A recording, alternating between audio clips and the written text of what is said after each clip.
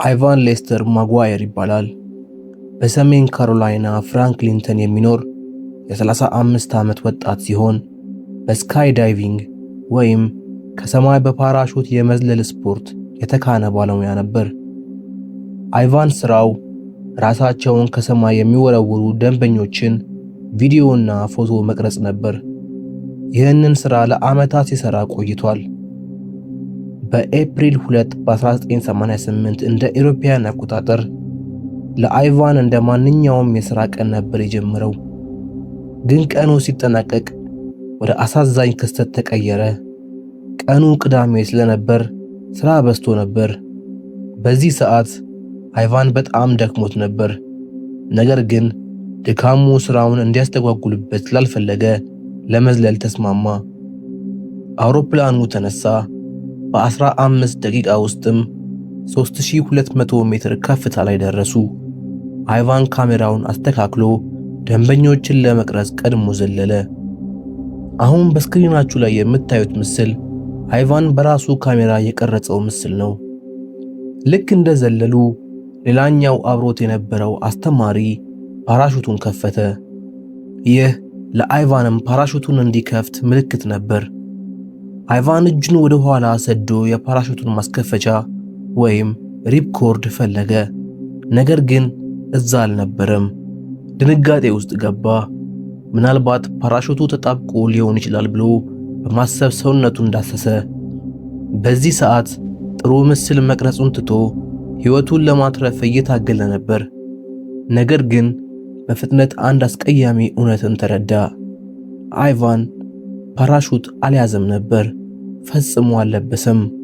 ሌላኛው አስተማሪ ፓራሹቱን ከፍቶ ስለነበር አይቫንን መርዳት የሚችልበት ምንም መንገድ አልነበረም። አይቫን ሁኔታውን ሲረዳ ከአፉ የወጡት የመጨረሻ ቃላት አምላኬ ሆይ አላምንም የሚሉ ነበሩ። ከዛም ምስሉ ደበዘዘ። አይቫን በሰዓት 150 ማይል ወይም 240 ኪሎ ሜትር ፍጥነት ወደ መሬት እየተምዘገዘገ ነበር። መሬት ሲደርስ የካሜራ መሳሪያው ተሰባብሮ ነበር የተገኘው። ነገር ግን መርማሪዎች ቪዲዮውን ቀጣጥለው ምን እንደተፈጠረ ማወቅ ቻሉ። ከ800 ጊዜ በላይ የዘለለ አንድ ልምድ ያለው ባለሙያ እንዴት ፓራሹቱን ሊረሳ ቻለ? ይህ ቪዲዮ ዛሬም ድረስ ለስካይ ዳይቨሮች እንደ ማስተማሪያነት ያገለግላል። ሁሌም መጠቀሚያችሁን ደጋግማችሁ ፈትሹ። ጃንዋሪ 15 2023 እንደ አውሮፓውያን አቆጣጠር በኔፓል ታሪክ ውስጥ አስከፊው የአውሮፕላን አደጋ የተከሰተበት ቀን ነው።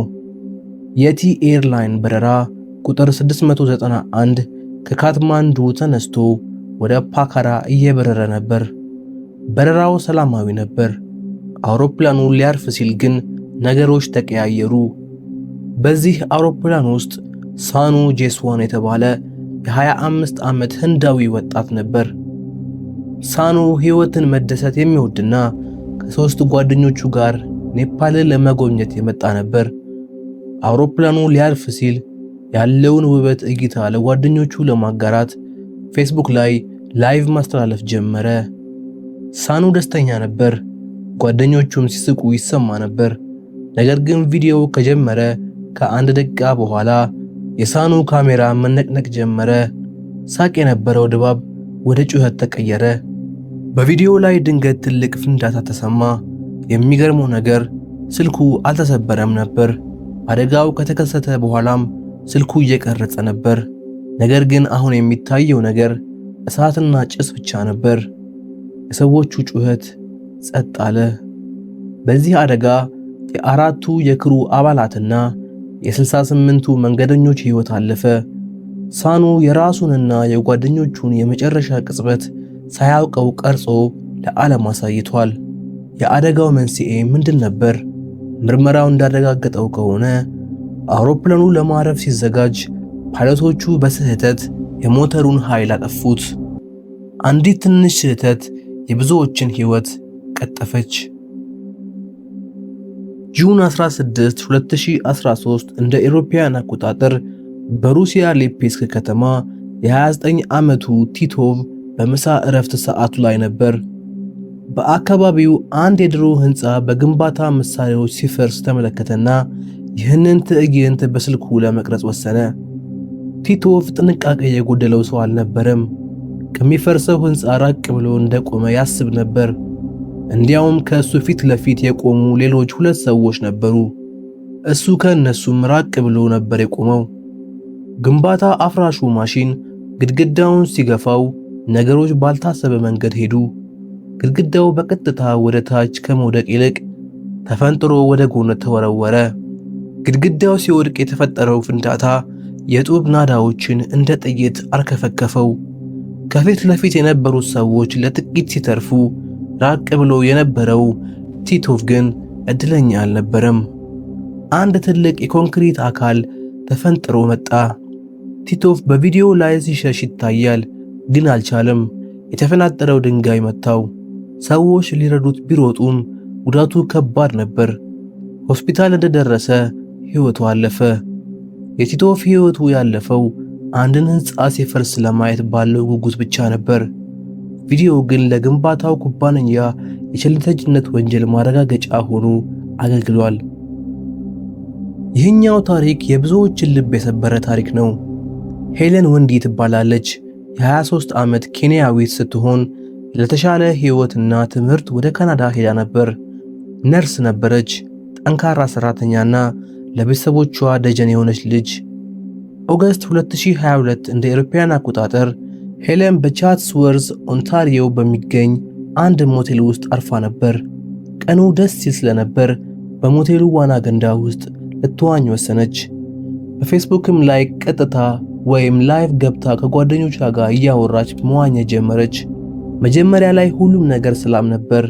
ውሃው ውስጥ ትገባለች፣ ትወጣለች፣ ከካሜራው ጋርም ታወራለች። ነገር ግን ቪዲዮው ከጀመረ ከ10 ደቂቃ በኋላ ወደ ጥልቁ የውሃው ክፍል ሄደች። በድንገት ሄለን መስመጥ ጀመረች።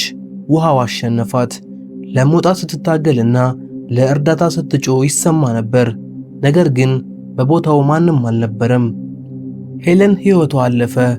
ልብ የሚሰብረው ነገር ስልኳ አሁንም እየቀረጸ ነበር። ለ3 ሰዓታት ያህል ቪዲዮው ላይቭ ነበር። በፌስቡክ የሚመለከቱ ሰዎች ኮሜንት ላይ ሄለን ምን ሆነች ነው እያሉ ይጽፉ ነበር። ግን ማንም ሊደርስላት አልቻለም። ከ3 ሰዓት በኋላ 2 ሰዎች ወደ ዋናው ገንዳ ሲመጡ በቪዲዮው ይታያሉ። በውሃው ውስጥ የሰው አካል ሲመለከቱ ደነገጡ። ሰዎቹ ይሄ ሰው ነው እንዴ ወይስ አሻንጉሊት ሲሉ ይሰማሉ። I know that scared the when I got it. I think it's a poodle or something. That looks so realistic. I know. I got in and I was like, is it somebody? Walk over there. Let's walk over there. Like, what if it's actually somebody dead? Because I'm not even trolling. That looks way too real. እውነታውን ሲረዱ ፖሊስ ጠሩ። ውሃው ውስጥ ገብቼ ልዝናና ያለችው ሄለን የመጨረሻ ቃሏ ሆኖ ቀረ። የመጨረሻው ታሪካችን ስለ አርሚን ሺሚንደር ነው። የ28 ዓመት ጣሊያናዊ ሲሆን ሕይወቱን ለአደገኛ ስፖርቶች የሰጠ ሰው ነበር። ስካይ ዳይቪንግ ለሱ ቀላል ስለሆነበት ወደ ዊንግስ ዊት ቤዝ ጃምፒንግ ተሸጋግሮ ነበር። ይህ ስፖርት እንደ ወፍ የሚያበር ልብስ ለብሶ ከተራራ ላይ መዝለልን ይጠይቃል። ኦገስት 26 2016 እንደ አውሮፓውያን አቆጣጠር አርሚን በስዊዘርላንድ ተራሮች ላይ ለመዝለል ተዘጋጀ። ልክ እንደ ሌሎቹ ሁሉ እሱም ይህንን ጀብዱን በቀጥታ ወይም ላይቭ ለማስተላለፍ ፈለገ።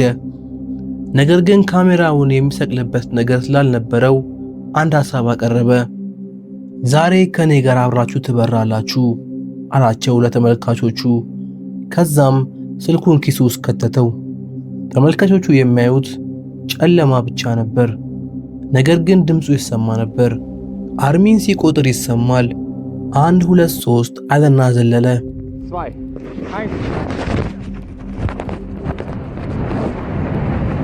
ለ20 ሰከንዶች የንፋስ ድምፅ ብቻ ይሰማ ነበር።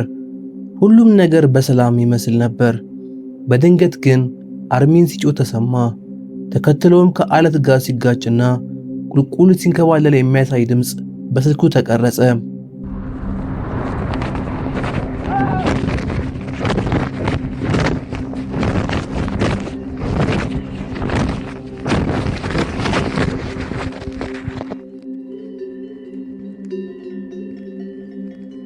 አርሚን ከሞተ በኋላ በስልኩ ላይ ይሰማ የነበረው በተራራው ግርጌ የነበሩት ላሞች የደውል ድምፅ ብቻ ነበር።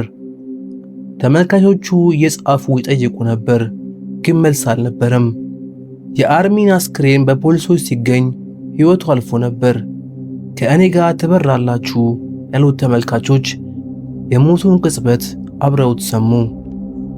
እነዚህ ታሪኮች የሚያስተምሩን አንድ ነገር አለ፣ ሕይወት ምን ያህል አጭር እንደሆነች።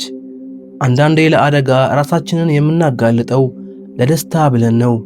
ነገር ግን ውጤቱ መመለስ ወደማንችለው ጨለማ ሊወስድን ይችላል።